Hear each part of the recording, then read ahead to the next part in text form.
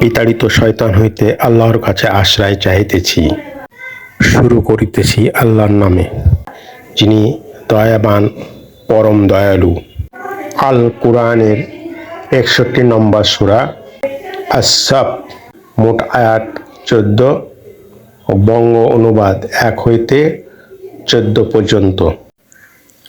আকাশমণ্ডলী ও পৃথিবীতে যাহা কিছু আছে সমস্তই আল্লাহর পবিত্রতা ও মহিমা ঘোষণা করে। তিনি তো পরাক্রমশালী, প্রজ্ঞাময়। হে মুমিনগণ, তোমরা যাহা করো না তাহা তোমরা কেন বলো? তোমরা যাহা করো না তোমরা তাহা বলা আল্লাহর দৃষ্টিতে অতিশয় অসন্তুষ্টজনক। যাহা আল্লাহর পথে সংগ্রাম করে সারিবদ্ধ ও সুদূর প্রাচীরের মতো, আল্লাহ তো তাদেরকেই ভালোবাসেন। স্মরণ করো, মূসা তাহার সম্প্রদায়কে বলিয়াছিল, হে আমার সম্প্রদায়, তোমরা আমাকে কষ্ট দিতেছ যখন তোমরা জানো যে আমি তোমাদের নিকট আল্লাহর রসূল।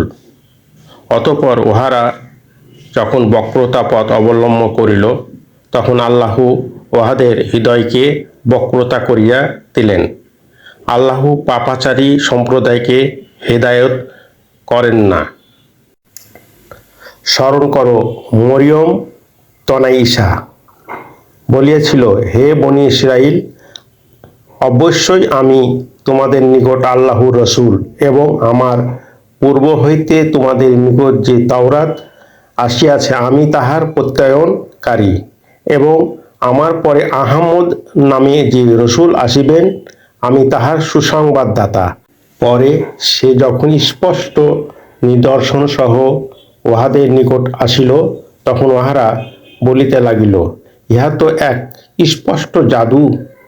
যে ব্যক্তি ইসলামের দিকে আহত হইয়াও আল্লাহ সম্বন্ধে মিথ্যা রচনা করে, তাহার অপেক্ষা অধিক জালিম আর কে? আল্লাহ জালিম সম্প্রদায়কে সৎপথ পরিচালনা করেন না। ইহারা আল্লাহর নূর হুক্কারে নিভাইতে চায়, কিন্তু আল্লাহ তাহা নূর পূর্ণরূপে উদ্ভাসিত করিবেন, যদিও কাফেররা উহা অপছন্দ করেন। তিনি তাহার রসূলকে প্রেরণ করিয়াছেন হেদায়ত ও সত্য দ্বীন সহ সকল দ্বীনের ওপর উহাকে বিজয় করার জন্য, যদিও মুশরিকরা উহা অপছন্দ করে। হে মুমিনগণ, আমি কি তোমাদেরকে এমন এক বাণিজ্যের সন্ধান দিব যাহা তোমাদেরকে রক্ষা করিবে মর্মান্তদ শাস্তি হইতে? তোমরা আল্লাহ ও তাহার রাসূলে বিশ্বাস স্থাপন করিবে এবং তোমাদের ধন সম্পদ ও জীবন দ্বারা আল্লাহর পথে জিহাদ করিবে। ইহাই তোমাদের জন্য উত্তম, যদি তোমরা জানিতে। আল্লাহ তোমাদের পাপ ক্ষমা করিয়া দিবেন এবং তোমাদেরকে দাখিল করিবেন জান্নাতে, যাহার পদদেশে নদী প্রবাহিত, এবং স্থায়ী জান্নাতের উত্তম বাসগৃহে। ইহাই মহা সাফল্য।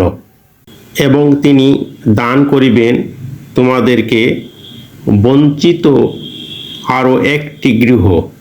আল্লাহ সাহায্য ও আসন্ন বিজয়। মুমিনদেরকে সুসংবাদ দাও। হে মুমিনগণ, তোমরা আল্লাহ দ্বীনের সাহায্যকারী হও, যেমন মরিয়ম তনয় ঈসা হাওয়ারীগণকে বলিয়াছিল, আল্লাহর পথে কে আমার সাহায্যকারী হইবে? হাওয়ারীগণ বলিয়াছিল, আমরাই আল্লাহর পথে সাহায্যকারী। অতঃপর বনী ইসরাইলের একদল ঈমান আনিল এবং একদল কুফরি করিল। তখন আমি যাহারা ঈমান আনিয়াছিল তাহাদের শত্রুদের মোকাবিলায় তাহাদেরকে শক্তিশালী করিলাম, ফলে তাহারা বিজয় হইল।